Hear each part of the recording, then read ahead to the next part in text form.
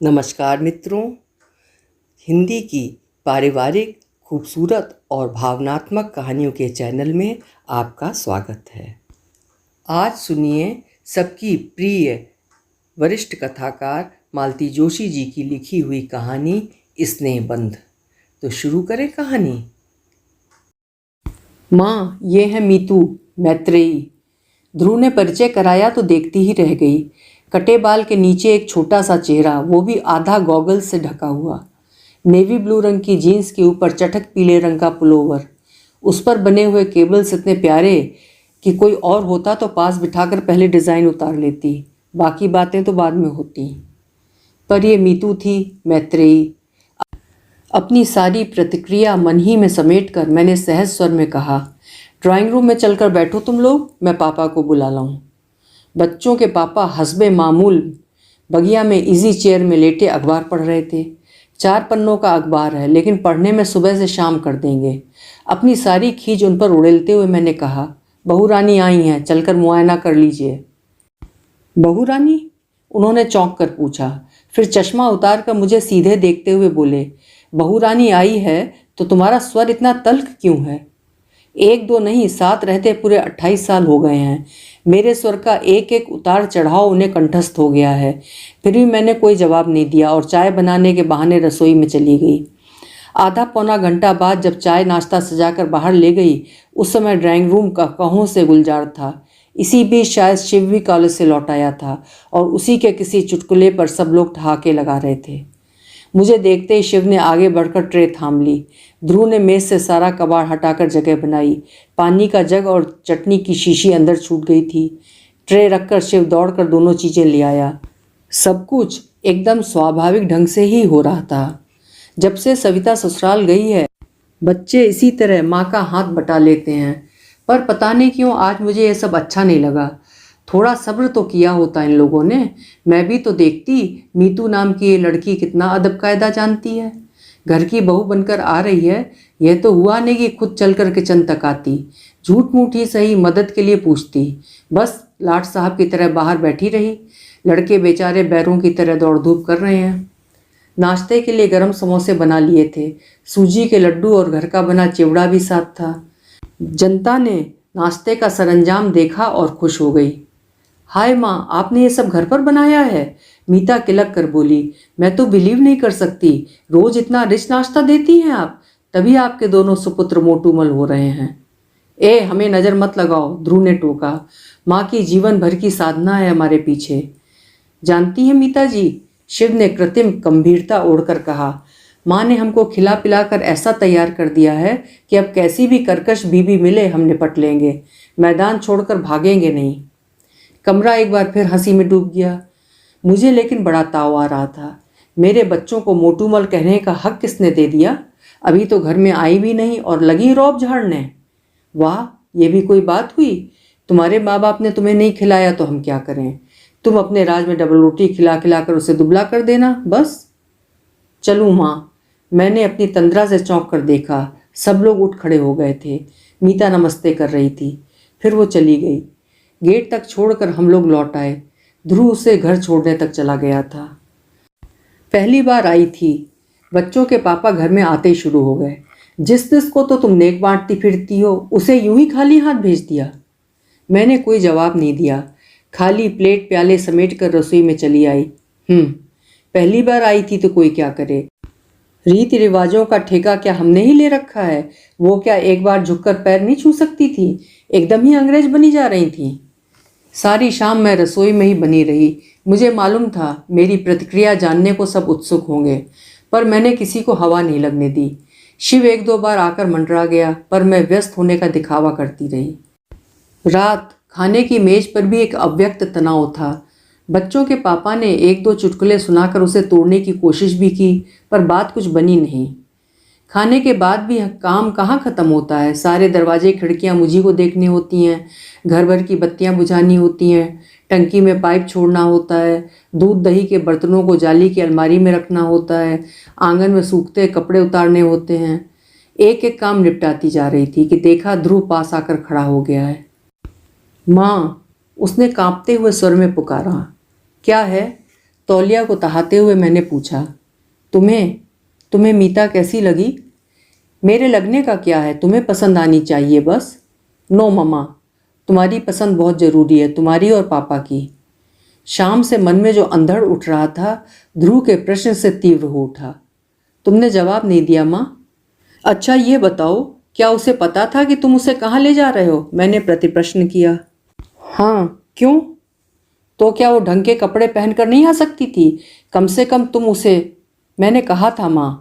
फिर वो बोली, मैं जैसी हूँ वैसी ही उन्हें देख लेने दो, बेकार नाटक करने से क्या फ़ायदा। खैर कपड़ों को छोड़ो, वैसे कैसी लगी बताओ? ध्रुव इतनी आजिजी से पूछ रहा था कि उसका दिल दुखाते न बना। अच्छी है, मैंने अनमने ढंग से कहा और बात समाप्त कर दी, वरना सच तो यह था कि मैंने मीता को ठीक से देखा ही नहीं था। पहली ही नज़र में उसका जो हुलिया देखा और मन खट्टा हो गया था। बहू को लेकर मन में कितनी कोमल कल्पनाएं थीं, सब राख हो गई थीं। गुस्सा तो अपने लाडले पर आ रहा था। प्रेम करते समय इन लोगों की अक्ल क्या घास चढ़ने चली जाती है। कैसे प्यारे प्यारे रिश्ते आ रहे थे, पर तकदीर में तो ये सर्कस सुंदरी लिखी थी ना। एक उसास भर कर रह गई मैं। एक बार हम लोगों की स्वीकृति की मोहर लगने भर की देर थी, फिर तो सारे काम फटाफट और कायदे से होते चले गए। मीता के पिताजी स्वयं घर आए और उन्होंने औपचारिक रूप से रिश्ते की पहल की। मीता को अपनी बहू बना लेने के लिए करबद्ध निवेदन किया। उन्होंने बताया कि पत्नी की मृत्यु के बाद उनके बच्चे अक्सर हॉस्टल में ही पले हैं, वे भी हमेशा टूर पर ही बने रहे। 2 साल पहले लड़की की शादी हुई है, तब से घर कुछ आकार ग्रहण करने लगा है। हॉस्टल में रहने के कारण मीतू काफ़ी कुछ सीखने से वंचित रह गई है। वे तो डर रहे थे, पर ध्रुव ने उन्हें आश्वस्त किया है कि माँ बहुत सहनशील और स्नेहमयी हैं, वे उसे अपने अनुसार ढाल लेंगी। उत्तर में ध्रुव के पापा ने भी उन्हें आश्वस्त किया, कहा कि हम लोग इतने दकियानूसी नहीं हैं कि एक आर्किटेक्ट लड़की में 16वीं सदी की बहू तलाशें। इस प्रकार बहुत ही सौजन्यपूर्ण वातावरण में परिचय का पहला दौर समाप्त हुआ। फिर धूमधाम से सगाई हुई। दोनों पक्षों ने जी खोलकर खर्च किया। दान दहेज तो कुछ लेना था नहीं, लेन देन की कड़वाहट भरी चर्चा से बच गए हम लोग। फिर भी मैंने सबकी नज़र बचाकर समधी जी के हाथ में एक लिस्ट थमा दी थी। पहले बेटी की शादी थी, नातेदार रिश्तेदारों के नेक तो मिलने ही चाहिए थे। अपनी बेटी को तो लोग देते ही हैं, जिंदगी भर ये देना समाप्ति नहीं होता, पर बाकी लोगों को मौका तो सिर्फ शादी में ही आता है ना। एक लिस्ट मैंने ध्रुव को भी पकड़ाई थी। लिस्ट क्या थी? होने वाली बहू के लिए आचार संहिता थी, जो इस प्रकार थी। मीता अब शादी के बाद ही इस घर में आएगी। भविष्य में वो बाल नहीं कटवाएगी, हाथ में चूड़ियाँ डालने की आदत डालेगी, शादी में सिर ढकेगी, घर में मेहमान रहेंगे तब तक साड़ी पहनेगी, लोगों के सामने ध्रुव को नाम लेकर नहीं पुकारेगी। खूब लंबी सूची थी, बारीक से बारीक जो भी बात याद आती गई जोड़ दी थी। शिव ने तो उसका नाम 20 सूत्री कार्यक्रम रख दिया था। आते जाते ध्रुव को छेड़ देता, दादा भाई भाभी को कितने सूत्र रटा दिए। कभी कहता, भाभी से कहना फर्स्ट डिवीज़न नहीं आने से भी चलेगा, पर कम से कम पासिंग मार्क्स तो आने ही चाहिए। यह छेड़छाड़ सिर्फ मजाक के तौर पर नहीं होती थी, इसमें एक अव्यक्त आक्रोश भी था। माँ के कारण उन लोगों की इमेज एकदम पुराणपंथी हो गई थी। ध्रुव मुंह से तो कुछ नहीं कहता था, पर शिव के छेड़ने पर जैसी उदासी हंसी हंस देता, उससे यह स्पष्ट हो जाता था। आखिर एक दिन मैंने कह ही दिया, देखो शिव, ये मजाक उड़ाने वाली बात नहीं है। ये मत सोचो कि मैं अपने लिए कुछ कर रही हूँ। मेरी तो बस यही इच्छा है कि नई बहू के आते ही आलोचना न शुरू हो जाए। आखिर मेरी भी तो वो कुछ लगती है, और तुम तो जानते हो शादियों में कुछ लोग आते ही इसी मकसद से हैं कि नुक्स निकालें और आलोचना शुरू कर दें। बच्चे इसके बाद चुप हो गए थे। वैसे मैंने एकदम गलत भी नहीं कहा था। शादी में सचमुच कुछ लोग मीनमेट निकालने के लिए ही आते हैं। नई नवेली दुल्हनों को सबसे ज़्यादा आलोचना झेलनी पड़ती है। अब झूठ क्यों बोलूं, खुद ही मैं कई बार इस अभियान में सम्मिलित हुई हूँ। दोनों ओर के परिवारों में अब तक जितनी बहुएं आई हैं, सबके लिए मेरे पास कहने के लिए कुछ ना कुछ है। सुरेश की बहू रसोई तक में चप्पल पहनकर घूमती है। महेश की बहू 9 बजे से पहले बिस्तर नहीं छोड़ती। राजन की बहू रसोई में झांकती तक नहीं। आलोक की बहू 24 घंटे उसके नाम का जाप करती रहती है। जेठ ससुर तक का उसे होश नहीं रहता। निखिल की बहू तो और भी 30 मार खा है। जहाँ पति को 4 लोगों के बीच में हंसते बोलते देखेगी, बच्चे को लद से लाकर गोद में पटक देगी। उस पर तुर्रा यह कि कोई मेरी अकेली का है जो दिन भर मैं ही लादे फिरूं। सुन सुनकर कान पक गए तो बुआ जी ने एक दिन कह ही दिया, बहू सब जानते हैं कि एक बच्चा कोई अकेले नहीं पैदा करता, पर उसका कोई इस तरह ढिंढोरा भी नहीं पीटता। ये सारे नमूने मेरी आंखों के सामने थे, इसलिए मन में एक आदर्श बहू की कल्पना थी। सोचा था कि ध्रुव के लिए जो लड़की लाऊंगी वो इन सब से अलग होगी, पर अपना सोचा सब कहाँ हो पाता है। तुम्हारी सारी शर्तों का पालन करेगी तब तो तुम्हें वो अच्छी लगेगी ना माँ? ध्रुव ने एक दिन गले में बाहें डालकर बड़ी आशा से पूछा था। तब यही सोचकर संतोष कर लिया था कि लड़का आज भी मुझे कितना चाहता है। आसपास के वातावरण को देखते हुए ये भी क्या कम था। शादी हुई और खूब धूमधाम से हुई। घर की पहली शादी थी, अनगिनत मेहमान आए थे, उनमें से कईयों को निराश लौटना पड़ा। टीका टिप्पणी का एक भी मौका हाथ नहीं लगा। मैं खुद बहुत डरी हुई थी। एक तो लड़की की माँ नहीं थी, करता धरता बड़ी बहन थी जो अमेरिका में ही बस गई थी। पति पत्नी दोनों डॉक्टर थे। भैया भाभी तो अभी नए ही थे, पर स्वागत सत्कार में खान पान में कहीं कोई त्रुटि या अव्यवस्था नहीं हो पाई थी। मीता के पापा तो बिछे जा रहे थे, पर बहन बहनोई, भैया भाभी, चाचा ताऊ सभी सौजन्य और विनम्रता की मूर्ति बने हुए थे। और जयमाल के समय जब मीता को देखा तो बस आंखें जुड़ा गईं। अपना ये रूप लावण्य इतने दिनों तक उसने कहाँ छिपा रखा था। लाल सुर्ख बनारसी साड़ी में लिपटी वो किसी सलोनी गुड़िया सी लग रही थी। अंतरजातीय विवाह को लेकर एक शूल था मन में, वो भी जाता रहा। इसी बात को लेकर ननद रानी कोसती रही हैं। अब सर उठा के सबके सामने कह सकूंगी, भाई हमने तो लड़की का रूप गुण देखा, विद्या बुद्धि देखी और घर परिवार देखा, बस जात पात को आजकल पूछता ही कौन है। 8-10 दिन घर में मेला सा लगा रहा। मीता जितने 2-4 दिन रही, ननदों के बीच दबी ढकी बैठी रही, उनके बच्चों को लाड़ दुलाड़ करती रही, रिश्ते की सास और जेठानियों की मान मनुहार करती रही। सभी लोग प्रसन्न थे और जाते समय हर कोई मुझे बधाई देता हुआ गया। शादी के बाद दोनों 8-10 दिन के लिए मसूरी घूमने चले गए थे। उनके लौटने तक मैंने सविता को रोक लिया था। सोचा ननद भौजाई थोड़े दिन साथ रह लेंगी। दूसरे दिन सुबह सुबह मैं रसोई में व्यस्त थी कि सविता पास आकर फुसफुसाई, माँ बहू रानी को तो देखो देखो, बड़े बड़े पीले फूलों वाली मैक्सी पहनकर वो मेज पर प्लेटें लगा रही हैं। मैं और सविता दोनों एक दूसरे का मुंह ताक रहे थे। इस बात को कौन उठाए और कैसे। मैं तो आजकल लड़कों से खौफ खाने लगी थी, पर सविता तो उन दोनों को घास नहीं डालती थी। दंदनाती हुई बाहर चली गई और बोली, मीता रानी आज ये कौन सी ड्रेस निकाल ली? घर की ड्रेस है दीदी। फिर सविता की प्रश्नार्थक दृष्टि को समझते हुए बोली, माँ का ऑर्डर था कि मेहमानों के सामने साड़ी पहनोगी, इसलिए इतने दिन तक पहनती रही, पर अब बड़ा बंधा बंधा सा लगता है उसमें। तो हमें मेहमानों में नहीं गिनती तुम?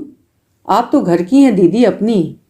और कोई वक्त होता तो मैं इसी बात पर निहाल हो जाती, पर इस समय समस्या जरा नाजुक थी।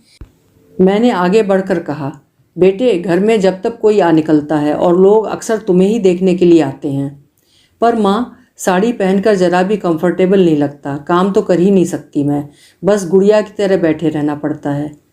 तो अभी तुम्हारे गुड़िया की तरह सजने संवरने के ही दिन हैं। काम करने को तो ज़िंदगी पड़ी है और अभी तो मैं बैठी हूँ। ठीक है, लेकिन माँ ऑफिस में तो साड़ी पहनकर जाना ज़रूरी नहीं है ना। मुझसे तो गाड़ी चलाते ना बनेगी। गाड़ी का मतलब लूना, ये भी एक शूल था मन में। शादी के सामान के साथ लूना देखकर मेरी भाभी फिच्चे से हंस दी थी। वाह ध्रुव जी, सीधेपन की भी हद कर दी आपने। आजकल बजाज सुपर से नीचे कोई बात नहीं करता, आप कम से कम।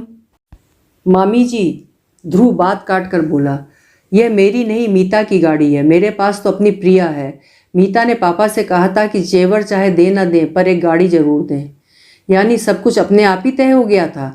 मन इतना खट्टा हो गया था। स्कूटर ही ले लेते तो क्या हो जाता। ध्रुव की गाड़ी शिव के काम आ जाती। स्कूटर पर तो दोनों जा सकते थे, तब ये पहनने ओढ़ने का झंझट भी न खड़ा होता। दफ्तर सलवार कमीज पहनकर जाया करना, मैंने फैसला सुना दिया। लेकिन बहू घर में आती है तो समस्या सिर्फ पहनने ओढ़ने की ही तो नहीं रहती। उसका घर भर में उन्मुक्त होकर घूमना, खिलखिलाना, दिन भर ध्रुव डार्लिंग की रट लगाना, शिव से छीना झपटी करना, भूख लगने पर नाश्ते के डिब्बे टटोलना, बात बात पर गले में झूल जाना, सब कुछ आंखों में खटकने लगता। बच्चों के पापा तक को उसने नहीं बख्शा था। सुबह वे पेपर पढ़ते तो उनकी कुर्सी के हत्थे पर बैठकर ही पूरा पेपर पढ़ जाती।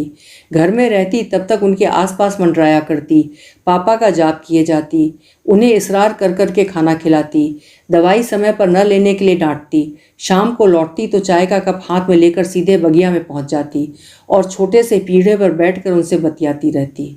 उस समय तो सचमुच मेरा खून जल जाता। घर में तो जो चल रहा था ठीक ही था, बाहर उसका प्रदर्शन करने की क्या जरूरत थी।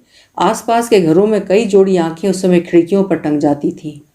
हैरत तो यह थी कि बच्चों को, उनके पापा को यह सब सहज स्वाभाविक लगता। उनके माथे पर शिकन तक न आती थी। उस दिन तो हद ही हो गई थी।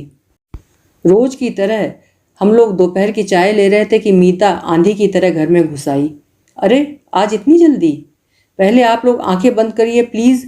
बात क्या है? पहले आंखें बंद। और हमारे पलक झपकाते ही उसने दोनों के गले में एक एक फूलमाला डाल दी और तालियां बजाते हुए किलकने लगी, many happy returns of the day. अरे बात क्या है? मैंने कहना चाहा और एकदम मुझे याद आ गया, आज 12 दिसंबर थी, हमारी शादी की सालगिरह। दूसरी बातों में इतना खो गई थी कि इसकी याद ही ना आई थी। मेरा चेहरा देखते ही वो मेरे गले में झूल गई। पकड़ी गई ना आप लोगों ने सोचा होगा चुप्पी लगा जाएंगे तो सस्ते में छूट जाएंगे। ऐसा नहीं होगा। पापा जी 3-4 कड़कते नोट तैयार रखिए, हम लोगों की नीयत आज अच्छी नहीं है। तुम्हें कैसे पता चला बेटे? हमें तो याद ही नहीं रहा था, इन्होंने गदगद होते हुए पूछा। लंच के समय ध्रुव की डायरी उलट पलट रही थी, तभी नजर पड़ी। उसकी तो खबर ऐसी ली मैंने, इतनी इंपॉर्टेंट चीज भूल गया। ध्रुव है कहाँ? मैंने पूछा। शिव को लेने कॉलेज गया है, हमने तड़ी मारी है तो उसे पढ़ने थोड़ी देंगे, आज तो हंगामा होगा। थोड़ी देर में वो दोनों भी आ गए। फिर तीनों ने मिलकर हम दोनों की आरती उतारी, पैर छुए, उपहार भी दिए। मेरे लिए प्योर सिल्क की साड़ी और पापा के लिए पुलोवर। उसी समय दोनों चीज़ों का उद्घाटन करना पड़ा। फिर अमेरिका से उपहार में मिले कैमरे से घर पर रंगीन तस्वीरें खींची गईं। फिर सब लोग फेमस स्टूडियो गए, वहाँ एक ग्रुप फोटो हुआ। उस फोटो के लिए मीता पारंपरिक बहू की वेशभूषा में सजी थी और मेरे पीछे खूब अच्छे से सिर ढककर खड़ी थी। शिव बार बार उसे छेड़ रहा था। फर्स्ट शो हम लोगों ने अंगूर देखी, फिर ब्लू डायमंड में खाना खाया। क्वालिटी में आइसक्रीम और बनारसी पान वाले के यहाँ का पान खाकर घर लौटे तो रात के 11 बज रहे थे। बेतरह थक गई थी मैं, पर यह थकान भी कितनी मीठी थी। बाप रे, थक गई मैं तो। इन लोगों ने सचमुच एक हंगामा कर डाला। अब इतनी उछल कूद के लायक थोड़ी रह गए हैं हम, रात में मैंने हंसते हुए कहा। पर देखा ये चुप हैं और आग्नेय दृष्टि से मुझे घूर रहे हैं। क्या हुआ? मैंने घबरा कर पूछा। वो लड़की बेचारी मामा कहकर मरी जाती है और तुम? क्यों, मैंने क्या किया? मैंने खींच कर कहा। मन में छाई खुशी भाप बनकर रोने लगी थी। मुझसे क्या पूछती हो? अपने आप से पूछो कि तुमने क्या नहीं किया है। वह बेचारी बिना माँ की लड़की। बिना माँ की है तो मैं क्या करूं? मैं एकदम फट पड़ी। शाम ममता का एक सोता फूट पड़ा था, अंतस में वो जमने लगा था। बिना माँ की है तो मैं क्या करूं, यह तो बताइए। गोद में लेकर घूमूं या लोरी गा कर सुनाऊं? उन्होंने जवाब नहीं दिया और करवट बदल कर लेट गए। इतना गुस्सा आया। ये अच्छा तरीका है, जवाब देते ना बने तो बस बात खत्म कर दो। अजीब मुसीबत है, मैं बुदबुदाई। दिन भर घर में धींगा मुश्ती चलती रहती है, छोटे बड़े का भी लिहाज नहीं रखा जाता। फिर भी मैं कुछ नहीं कहती, चुपचाप देखती रहती हूँ। फिर भी मुझे चैन नहीं है। पराई लड़की पर तो इन लोगों को इतनी ममता हो जाती है। साल 6 महीने में अपनी जाई घर आती है, उसका भी तो कभी ऐसा लाड़ दुलार नहीं किया। ये एकदम पलटे। उसका लाड़ दुलार क्या खाक करूँगा? वह तो तुम्हारे अनुशासन में पली हुई बिटिया है। आज तक कभी खुलकर बात भी की है उसने मुझसे? अब चुप रहने की बारी मेरी थी। जनवरी के प्रथम सप्ताह में ध्रुव को अचानक 6 महीने की ट्रेनिंग के लिए जर्मनी जाने का आदेश मिला। घर में एक खुशी की लहर दौड़ गई। कितने सारे लोगों में सिर्फ उसी का चयन हुआ था। गर्व से हम लोगों के कलेजे गजगज भर के हो गए थे। जोर शोर से तैयारियां शुरू हो गईं और मेरा दिल बैठने लगा। लड़का पहली बार इतनी दूर परदेश में जा रहा था और फिर नई नवेली बहू को पीछे छोड़कर जा रहा था। मीतू को भी क्यों नहीं ले जाते, घूम आएगी, इन्होंने कहा था। लेकिन मीता ने इस प्रस्ताव का विरोध किया। वो बोली, बेकार रुपए फेंकने से क्या फ़ायदा पापा जी, ध्रुव का खर्च तो कंपनी देगी, मेरा तो हम ही लोगों को उठाना पड़ेगा। कभी अपना भी चांस आएगा, है ना शिव? वो हमेशा की तरह हंसमुख बने रहने का भरसक प्रयास करती, पर कभी कभी उसका चेहरा बेहद उदास हो आता। स्वाभाविक भी था। पर मुझे चिंता हो चली थी। आखिर मैंने एक दिन ध्रुव से कहा, बेटे तुम्हारे लौट आने तक मीता अपने पापा के यहाँ रहे तो कैसा है? कहीं भी रह लेगी माँ, 6 महीने की तो बात है, पलक झपकते बीत जाएंगे और सब कुछ ठीक ठाक रहा तो लौटते समय 15-20 दिन के लिए उसे बुला लूँगा, घूम घाम लेंगे। उसने तो बात वहीं समाप्त कर दी थी, पर मेरी चिंता वैसी की वैसी ही बनी हुई थी। बच्चों के पापा का इन दिनों कुछ ठीक नहीं था।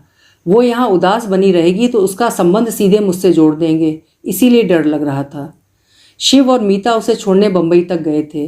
लौटकर मीता अपने पापा के यहाँ चली गई। उसकी भाभी के यहाँ लड़का हुआ था। फिर महीने भर बाद भाभी अपने पीहर चली गई और उसने घर की देखभाल के लिए वहाँ रह जाना चाहा तो हमने कोई आपत्ति नहीं की। घर एकदम सुनसान हो गया था। बच्चों के पापा ध्रुव से ज़्यादा मीता को मिस कर रहे थे। हर चौथे 8वें दिन समधियाने पहुंच जाते, कभी घसीट कर साथ मुझे भी ले जाते। तब समधी जी चुटकी लेते, अपने बच्चों के लिए कैसे दौड़ दौड़ कर आ जाते हैं आप, मुझ गरीब की तो कभी सुध भी न ली। शिव भी अक्सर देर से घर लौटता, कभी भाभी के साथ शॉपिंग करनी होती थी या कभी उन्हें मूवी दिखानी होती थी। कभी कभार वो भी घर आ जाती, पर पहले का सा तूफान बर्पा नहीं करती।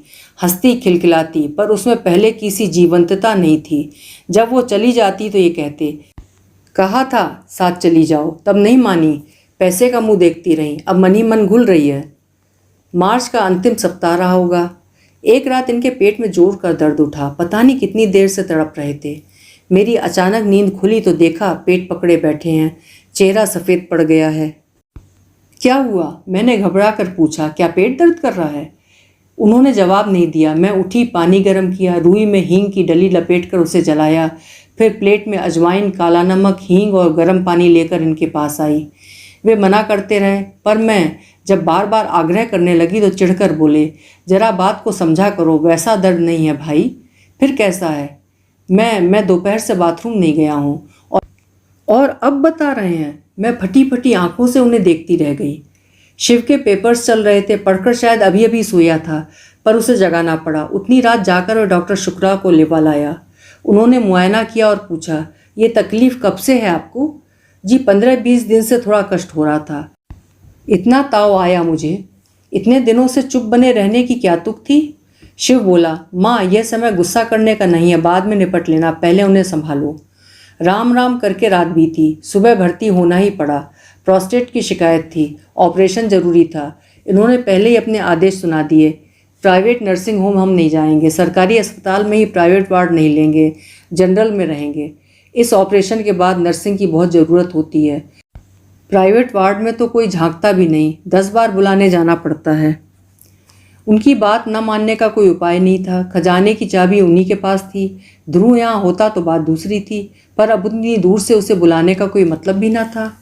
जनरल वार्ड में जो एक रात गुजारी, उफ, जिंदगी भर याद रहेगी। इनकी वैसी हालत में नींद आने का कोई प्रश्न ही नहीं था, पर आसपास के वातावरण में मन को इतना बोझिल कर दिया कि सुबह उठकर लगा मैं ही बीमार हूँ, और दुर्गंध अब भी याद आती है तो मन पर कांटे से उगाते हैं। सुबह शिव कहीं से चाय लाया था मेरे लिए, पर घूंट भर भी गले से नीचे नहीं उतरी। 10 बजे ऑपरेशन होने को था। 9 बजे से इन्हें स्ट्रेचर पर डाल कर ले गए। मैं और शिव भी पीछे पीछे चल पड़े। जहाँ तक जाने दिया वहाँ तक गए। फिर मैं वहीं बैठकर इष्ट देव का जाप करने लगी। शिव बेचारा दौड़ धूप में व्यस्त हो गया। नमस्ते बहन जी। मैंने चौंक कर देखा, मीता के पापा थे। आपने तो खबर भी नहीं की, इतने बेगाने हो गए हम लोग। उनके स्वर में आक्रोश था, शिकायत थी। अब मैं क्या जवाब देती? वो तो मीतू अभी किसी काम से घर गई थी, तब पड़ोस के मेहता साहब ने बताया। सब कुछ इतना अचानक हो गया, मैंने अपराधी स्वर में कहा। शिव बेचारा एकदम अकेला पड़ गया था। सारी भागदौड़ उसी के जिम्मे थी। यही तो मैं कह रहा हूँ, उसे अकेले सारी भागदौड़ करने की क्या ज़रूरत थी? हम लोग किस लिए हैं? कल को ध्रुव सुनेगा तो क्या कहेगा? उनसे तो जो कहेगा सो कहेगा, मुझे तो अपनी चिंता हो गई थी। ध्रुव मुझसे क्या कहेगा? इन पर इतना ताव आ रहा था, दर्द से तड़प रहे थे, पर मजाल है कि बटुए की पकड़ जरा सी ढीली हो जाए। जनरल वार्ड में रहेंगे, वहाँ नर्सिंग अच्छी होती है। अब इतने बड़े आदमी को उस नरक में ले जाऊंगी तो कैसा लगेगा? अपनी उस दुश्चिंता में यह पूछना भी याद ना रहा कि मीता कहाँ है।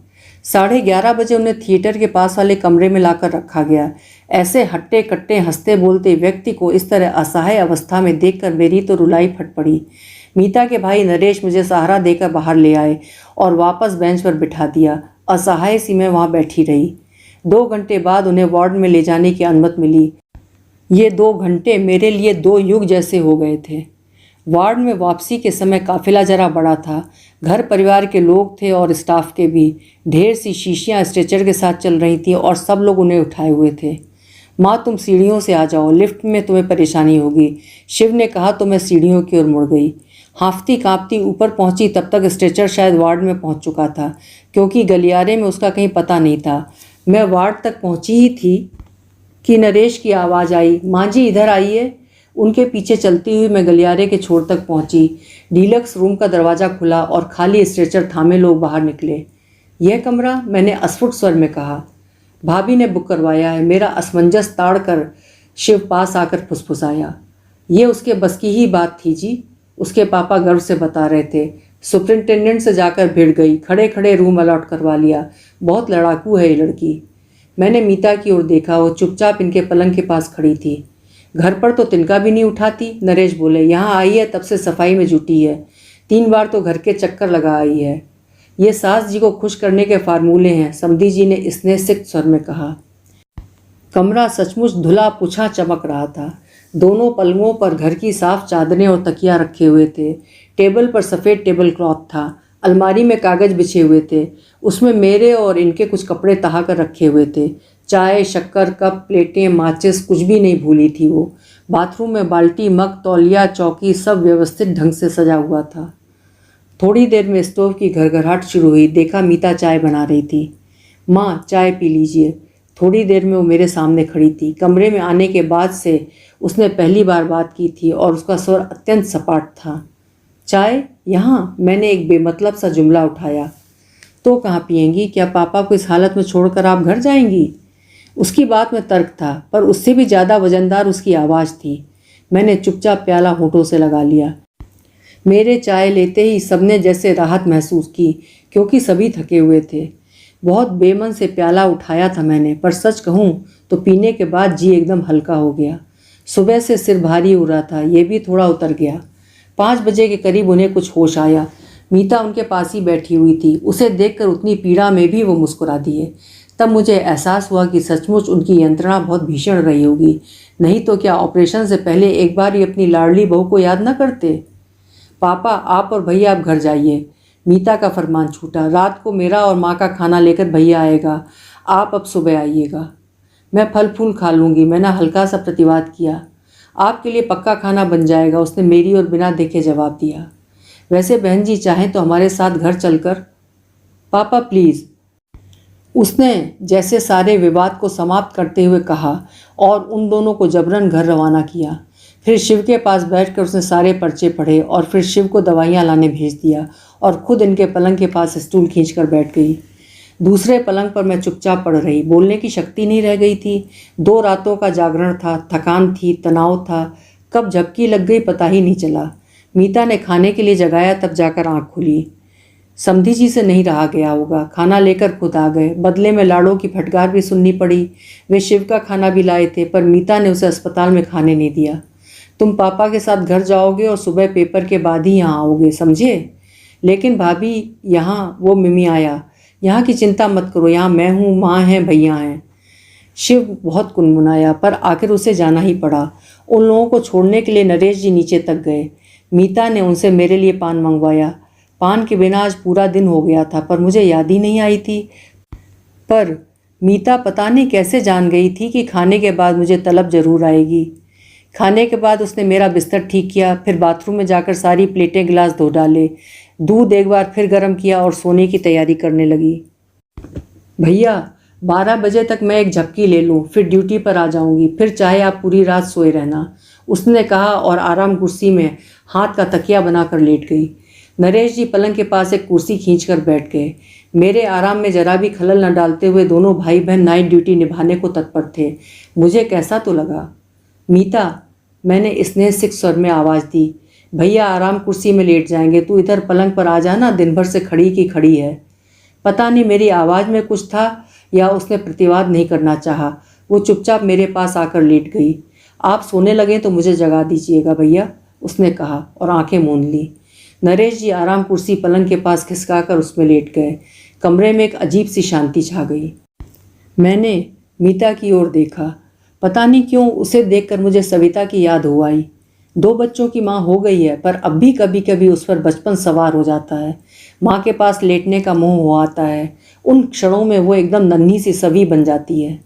मेरे पास लेटी ये नन्ही सी लड़की, इसका भी तो कभी कभी मन होता होगा। तब किसके आंचल में मुँह छुपाती होगी। बड़ी बहन है वो 7 समंदर पार इतनी दूर है। भाभी तो खुद ही लड़की है अभी। वो मेरी ओर पीठ करके लेटी थी, निस्पंद। सलवार सूट उतार कर उसने नाइटी पहन ली थी। उसमें वो एकदम बच्ची सी लग रही थी। दिन भर किसी उग्र तेज से दप दप करता उसका चेहरा अब एकदम निरीह निष्पाप शिशु सा लग रहा था। ममता का एक ज्वर सा उठा मन में। एकाएक उसे अंक में भर लेने की इच्छा हुई, पर संकोच से मैं बस उसकी पीठ पर बालों पर हाथ फेरती रही। वो मेरे वात्सल्य के उद्रेक से अनजान वैसी ही निस्पंद पड़ी रही। अचानक मेरी उंगलियां उसकी पलकों को छू गईं। वे गीली थीं। क्या हुआ बेटे, मैंने प्यार से पूछा। वो कुछ नहीं बोली, बस जैसे रुलाई रोकने के लिए होंठ सख्ती से भींच लिए। अपने पापा जी के लिए परेशान हो, पर डॉक्टर साहब तो कह रहे थे वे एकदम ठीक हैं। ऑपरेशन बहुत अच्छा हुआ है, बस 1-2 दिन में उठकर बैठ जाएंगे, यही कह रहे थे ना। कहते कहते मैं भी शंकाकुल हो उठी। वो एकदम पलटी, कुछ क्षण मुझे देखती रही, फिर मेरी छाती में मुंह छुपाकर सुबकते हुए बोली, पहले ये बताइए आपने हमें खबर क्यों नहीं की। पापा जी इतने बीमार हो गए और किसी को मेरी याद भी नहीं आई। यही तो अपने आप को कटघरे में खड़ा करके मैं बार बार पूछ रही थी, मुझे उसकी याद क्यों ना आई। अपनी बिटिया को कैसे भूल गई थी मैं।